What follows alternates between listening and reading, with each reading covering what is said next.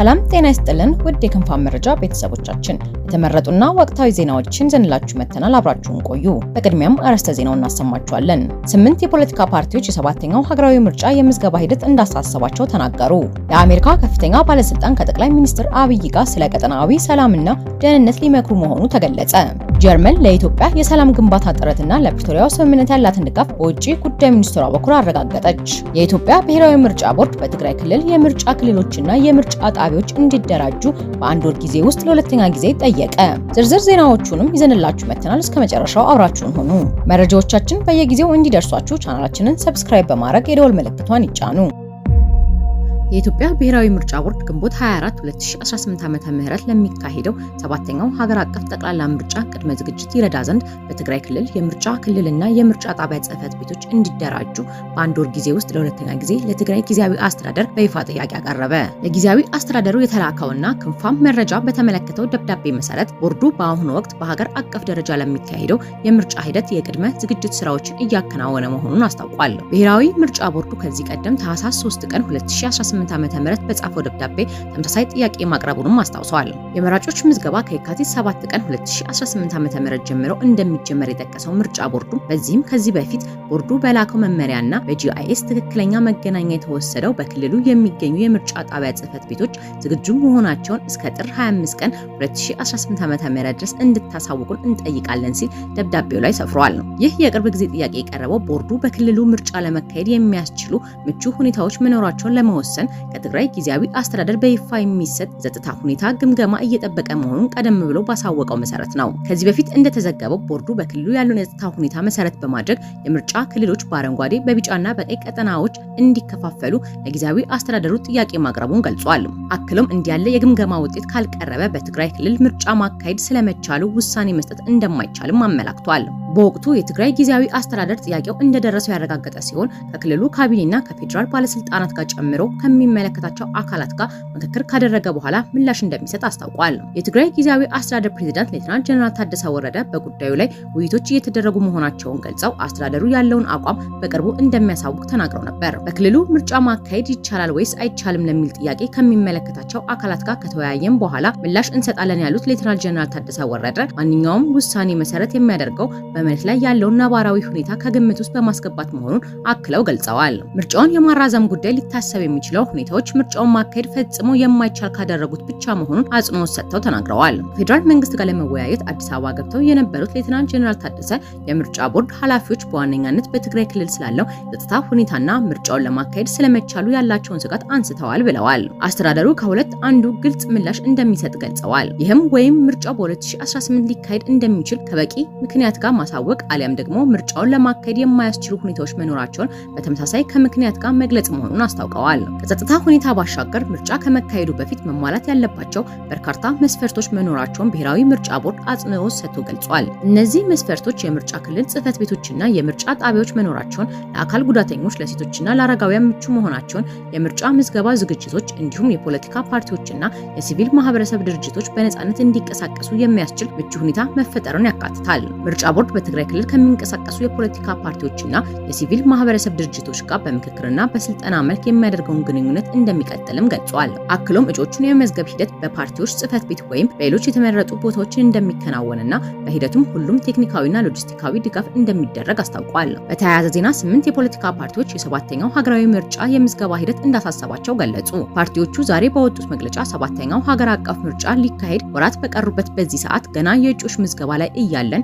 የፓርቲ ምህዳሩ እያጨለሙ ያሉ በርካታ ተግዳሮቶች ገጥመውናል ካሉ በኋላ ህዝብና የሚመለከተው አካል ትኩረት እንዲሰጠው ጠይቀዋል። 8ቱ ፓርቲዎች ካነሷቸው ችግሮች ቀዳሚው የደቡብ ኢትዮጵያ ክፍል የሚመለከት ሲሆን የደቡብ ክፍል ፈርሶ ወደ 4 ክፍሎች መከፈሉን አውስተዋል። ሲቀጥሉም ገዢው ፓርቲ በእያንዳንዱ የሲዳማ ምርጫ ክልል 10 እጩዎችን በጥቅሉ 190 እጩዎችን ማስመዝገቡንና በቀሪዎቹ ክልሎች ደግሞ እንደ ክልሎቹ መንግስታት ውሳኔ በርካታ እጩዎችን ማስመዝገቡን ገልጸው ተቃዋሚ ፓርቲዎች ባላወቁት መንገድ ይህ መፈጸሙ የቦርዱን ገለልተኝነትና ተአማኝነት ጥያቄ ምልክት ውስጥ የሚከት ነው ብለዋል። በሁለተኝነት የጠቀሱት ነጥብ ደግሞ የእጩዎችና የመራጮች ምዝገባን በጂ በዲጂታል ቴክኖሎጂ ለማካሄድ የሚያስችል ስርዓት ወይም ሲስተም መበልጸጉን ሲሆን ይህም በርካታ ችግሮች እንዳሉበት አስታውቀዋል። መግለጫቸውን ሲቀጥሉም የሀገሪቱን አቅም ባልፈቀደና እንደ ሀገር ህዝባችን በቴክኖሎጂው ባልነቃበት ሁኔታ መንግስት ብቻውን የደረሰበት የቴክኖሎጂ ሲስተም ለመስፈርትነት መጠቀም አግባብነት የለውም ያሉት ፓርቲዎቹ ይህም አሰራርን ተቃዋሚ የፖለቲካ ፓርቲዎችን ከፉክክር በማስወጣት ህዝብን አማራጭ አሳጥቶ ለመግዛት የታሰበ የፖለቲካ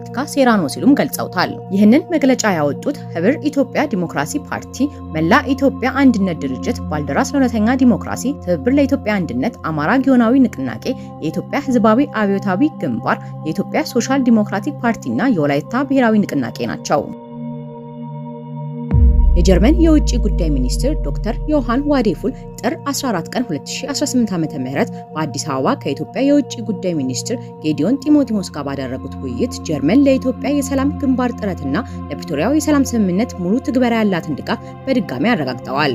በአዲስ አበባ የሚገኘው የጀርመን ኤምባሲ ባወጣው መግለጫ ዋዴፉልና ጌዲዮን በጀርመንና ኢትዮጵያ መካከል ለ120 ዓመታት የዘለቀውን ዲፕሎማሲያዊ ግንኙነት ይበልጥ ማጠናከር አስፈላጊ መሆኑን አጽንኦት መስጠታቸውን ጠቁመዋል። ዋዴፉል ጀርመን በኢትዮጵያና በሰፊው የአፍሪካ ቀንድ ቀጠና ውስጥ መረጋጋትን፣ እርቅንና ዘላቂ ሰላምን ለመደገፍ ያላትን ቁርጠኝነት ገልጸዋል። ይህ ጉብኝት ዋዴፉል ሚያዝያ 2017 ዓ.ም ወደ ስልጣን ከመጡ በኋላ ከሰሃራ በታች ባሉ የአፍሪካ ሀገራት ያደረጉት የመጀመሪያው ሲሆን ይህም የኢትዮጵያን ለጀርመንና ለአውሮፓ ያላትን ስትራቴጂካዊ ጠቀሜታ የሚያሳይ መሆኑን ኤምባሲው ገልጿል። ከናይሮቢ አዲስ አበባ የገቡት የውጭ ጉዳይ ሚኒስትሩ በጀርመን ቡንደስታግ አካላትና በኢትዮጵያ ያለውን የኢኮኖሚ ማሻሻያ ተከትሎ የንግድ እድሎችን ለመቃኘት በመጡ ከፍተኛ የንግድ ልኡካን ታጅበዋል። የጀርመን ኤምባሲው በላከው መግለጫ ዋዴፉል ከጠቅላይ ሚኒስትር አብይ አህመድ ጋር ውይይት ያደረጉ ሲሆን ሁለቱም ወገኖች በተለይም ኢትዮጵያ በአፍሪካ ቀንድ ሰላምና መረጋጋትን ለማስፈር የምትጫወተው ሚና በተመለከተ አጋርነታቸውን ይበልጥ ለማሳደግ መስማማታቸው ተገልጿል። የጀርመን የውጭ ጉዳይ ሚኒስትር የኢትዮጵያን የኢኮኖሚ አቅም ለጀርመን ኩባንያዎች ምቹነት በማድነቅ የተረጋጋና ሊገመት የሚችል የኢንቨስትመንት ሁኔታ መፍጠር አስፈላጊ መሆኑን ገልጿል። ከዶክተር ጌዲዮን ጋር በጋራ በሰጡት ጋዜጣዊ መግለጫ ዋዴፉል ኢትዮጵያ በቀጠናዊ ጸጥታ ረገድ የምትጫወተውን ሚና አድንቀው ሀገሪቱ በአፍሪካ ቀንድ ሰላምና ጸጥታ እንዲሰፍን ትልቅ ኃላፊነት ስታነሳ ቆይታለች ማለታቸውን ኢዜአ ዘግቧል። ሚኒስትሩ ኢትዮጵያ በሶማሌ ያላትን ተሳትፎና ሽብርተኝነትን ለመዋጋት የምታደርገውን ጥረት በመጥቀስ በቀይ ባህርና በባቢል ኤል ማዴብ ስትሬት መረጋጋት መፈጠሩ ለዓለም አቀፍ ንግድ ካለው ጠቀሜታ አንጻር ለጀርመን ስልታዊ ፍላጎት መሆኑን ጠቁመዋል። በጉብኝታቸው ወቅት ዋዴፉል ከኢትዮጵያ አየር መንገድ ግሩፕ ዋና ስራ አስፈጻሚ አቶ መስፍን ጣሰው ጋር ተገናኝተው በቦሌ ዓለም አቀፍ አውሮፕላን ማረፊያ የአየር መንገዱን የካርጎ ተርሚናል የጎበኙ ሲሆን ይህም በኬኤፍደብሊው አይፒኢኤክስ ባንክ የገንዘብ ድጋፍ በሚደረግላቸው መሰረተ ልማት ግንባታዎች ላይ የጀርመንን ተሳትፎ ያመለክታል። በተጨማሪም ስለ ቢሾፍቱ ዓለም አቀፍ አውሮፕላን ማረፊያ ፕሮጀክትና ስለ ወደፊት የኢንቨስትመንት እድሎች ማብራሪያ ተሰጥቷቸዋል። የውጭ ጉዳይ ሚኒስትሩ ከኢትዮጵያ ሕግ አውጪዎችና ከኢትዮጵያ ሰብአዊ መብቶች ኮሚሽን ተወካይ ጋርም ውይይት ያደረገው ሲሆን በሁለቱም ወገኖች የሰብአዊ መብቶችን የማክበር አስፈላጊነት ላይ ትኩረት ተሰጥቷል ብለዋል። ጉብኝቱ ከፍተኛ የመንግስት ባለስልጣናት፣ የንግድ መሪዎችና የሲቪል ማህበረሰብ ተወካዮች በተገኙበት በጀርመን ኤምባሲ በተዘጋጀው የግብዣ ስነ ስርዓት ተጠናቋል። በባለብዙ ወገን ጉዳዮች ላይ ዋዴፉል ከአፍሪካ ህብረት ኮሚሽን ሊቀመንበር መሐሙድ አሊ የሱፍ ጋር ተገናኝተው ጀርመን ከአፍሪካ ህብረት ጋር ያላትን ትብብር በድጋሚ አረጋግጠዋል። የጀርመን ዜና አገልግሎት ሁለቱም ወገኖች ህግን መሰረት ያደረገ ዓለም አቀፍ ስርዓት መዳከም አደገኛ መሆኑን በማስጠንቀቅ የተባበሩት መንግስታት ድርጅት በግጭት አፍታ ረገድ ያለውን ማዕከላዊ ጽናት አጽንዖት ሰጥተውበታል በማለት ዘግበዋል። ዋዴፉል ከስብሰባው በኋላ ሲናገሩ በጂኦፖለቲካዊ ቀውሶች ወቅት መልሱ ከዓለም አቀፍ ስርዓቱ መውጣትና ማዕከላዊ ተቋማትን ለመተካት መሞከር መሆን የለበትም ብለዋል። መሐመድ አሊ የሱፍ በበኩላቸው በዓለም አቀፍ ስርዓቱ ላይ የሚፈጠሩ መስተጓጎሎች እርግጠኛ አለመሆንን እንደሚፈጥሩ እና ሰላምና ልማትን እንደሚያደናቅፉ አስጠንቅቀዋል። ጀርመንና የአፍሪካ ህብረት ሰላምና ጸጥታን፣ የአየር ንብረት ለውጥንና ስደትን ጨምሮ በዓለም አቀፍ ፈተናዎች ላይ ስልታዊ ውይይት ለመጀመር መስማማታቸውን ተገልጿል። ዋዴፉል ጀርመንና የአፍሪካ ህብረት ወቅታዊ ቀውስን ለመፍታትና ሰብአዊ እርዳታን ለማድረስ ያለመ የሱዳን ኮንፈረንስ ሚያዝያ 7 ቀን 2018 ዓ.ም በበርሊን በጋራ እንደሚያዘጋጁ አስታውቀዋል። በመጨረሻም የጀርመን የውጭ ጉዳይ ሚኒስትር አፍሪካ በዓለም አቀፍ ተቋማት ውስጥ ያላትን ውክልና ጀርመን እንደምትደግፍ ገልጸው የአፍሪካ ህብረት በተባበሩት መንግስታት ድርጅት ጸጥታ ምክር ቤት ውስጥ 2 ቋሚ መቀመጫዎች እንዲኖሩት ያቀረበው ጥያቄ ድጋፋቸውን አረጋግጠዋል። የአሜሪካ የውጭ ጉዳይ ምክትል ሚኒስትር ክሪስቶፈር ላንዳው እና የአሜሪካ የአፍሪካ እዝ አዛዥ ጄኔራል ዳግቪን አንደርሰን በቀጠናዊ የሰላምና ደህንነት ጉዳዮች ላይ ከጠቅላይ ሚኒስትር አብይ አህመድ ጋር ለመምከር ወደ ኢትዮጵያ ሊጓዙ ነው። ምክትል ሚኒስትሩ ከኢትዮጵያ በተጨማሪ ወደ ግብጽ፣ ኬንያ እና ጅቡቲ እንደሚያመሩ የሀገሪቱ የውጭ ጉዳይ መስሪያ ቤት አስታውቋል። የውጭ ጉዳይ መስሪያ ቤቱ አርብ ጥር 15 2018 ዓ.ም ያወጣው መረጃ እንደሚያመለክተው ለ8 ቀናት የሚዘልቀው ጉብኝት የሚጀምረው ዛሬ ቅዳሜ ጥር 16 ነው። የሚቀጥለው ሳምንት እሁድ ጥር 24 እንደሚጠናቀቅ በመስሪያ ቤቱ ምክትል ቃል አቀባይ ቶሚ ፒጎት ስም የወጣው መግለጫ ያስረዳል። ክሪስቶፈር በኤክስ ገጻቸው ባሰፈሩት ጽሑፍ ወደ ግብጽ፣ ኢትዮጵያ፣ ኬንያ እና ጅቡቲ የሚያደርጉት የመጀመሪያ ጉዞ እንደሆነም ጠቅሰዋል።